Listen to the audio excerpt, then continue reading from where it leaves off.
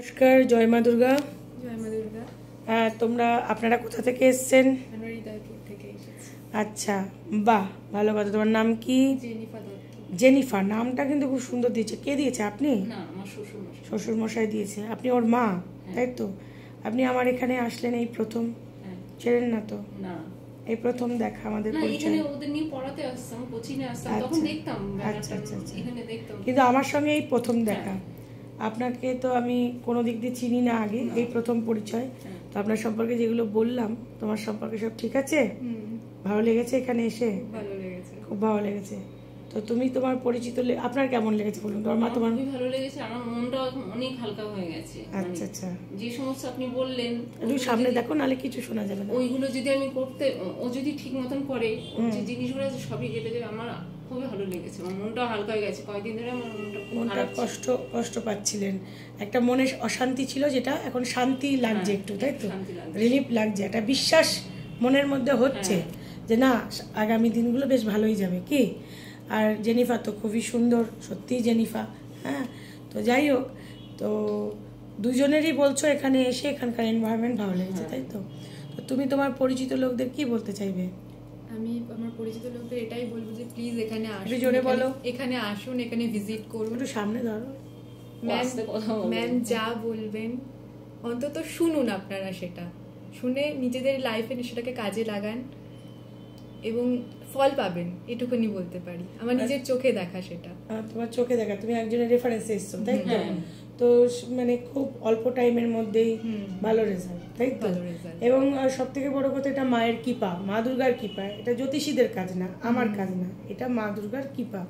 যাই হোক, আর বাকিটা যেটা জ্যোতিষে ছিল, যেটা ভাগ্য নিয়ে কথা, তোমার পাস্টে কি হয়েছে, এখন কেমন, সেগুলো সব ঠিক আছে। আর আগামী দিনগুলো তাহলে তোমার বাধা তুমিই কাটাবে। কোনো যোগ্য না, কোনো তাবিজ না, কোনো কবজ না, তাই তো? নিজের বাধা নিজেকেই নিজের প্রার্থনা দিয়ে কাটাতে হবে। আর আমার প্রতি একটু বিশ্বাস থাকলে, আমি যেমনভাবে বলবো তেমনভাবে চললে আগামী দিনগুলো কি মনে হচ্ছে, ভালো হবে তো? একটু ফুলটা দেখা জেনিফার সঙ্গে, দেখতে সুন্দর লাগবে। দূর থেকে ফুলও দেখা, জেনিফার মুখটাও দেখা, খুব সুন্দর।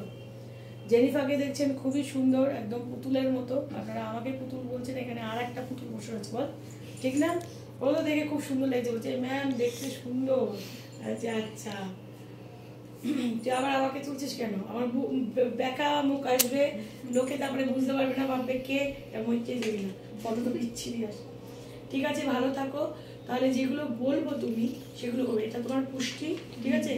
এটাতে এর সঙ্গে কি খাবে, কি খেলে তোমার ভাগ্য ভালো থাকবে, কি রং, যেগুলো আমি বলে দিয়েছি সেগুলো পড়ো। এবং যে মন্ত্রগুলো করবে, পুজো অর্চনা তুমি করোই, অল্প করো, বেশি করার দরকার নেই, অল্পই করো। আর প্রার্থনাটা যেটা করবে, যেটুকুনি পুজো করবে মন দিয়ে করো, আড়ম্বর করে কোনো দরকার নেই, ঠিক আছে? ভিতর থেকে ডাকতে হবে।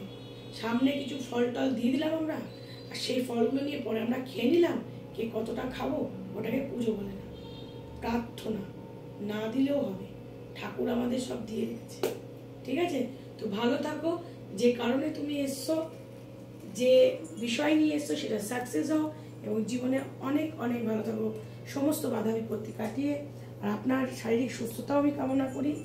আমার মনে হয় আপনি একটা সেকেন্ড অপিনিয়ন নিয়েই নিন, ঠিক আছে? আপনি সুস্থ থাকবেন তো আপনার মেয়েরও ভালো লাগবে, ঠিক আছে? আর মাকে দেখো, মার সঙ্গে একটু আন্ডারস্ট্যান্ডিং করে চলুন। ভালো থাকো, জয় মা দুর্গা। খুব ভালো মেয়ে, আপনারা দেখলেন। আর আমিও আপনাদের সঙ্গে অনেক রাত্রি রয়েছে, ঘড়ির কাটায় 9:30, অনেকক্ষণ দেখলাম। আর পূজাকে আমি একটু দেখিয়ে দিই, পূজাকে না দেখালে হয় না। আপনাদের দেখতে পাচ্ছেন মিষ্টি মুখের মেয়ে, আমাদের সবসময় হাসি খুশি। কী হলো, স্থির কেন চোখ, কী হয়েছে?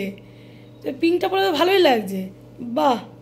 পিঙ্ক কালারটা তো সুইটেবল কালার নয়, সবসময় কি আর সুইটেবল কালার পরা যায়, তাই না? তো যাই হোক, আমরা এখন শুভরাত্রি বলে আপনাদের সঙ্গে এখন রাখছি, পরে আবার কথা হবে আপনাদের সঙ্গে। জয় মা দুর্গা।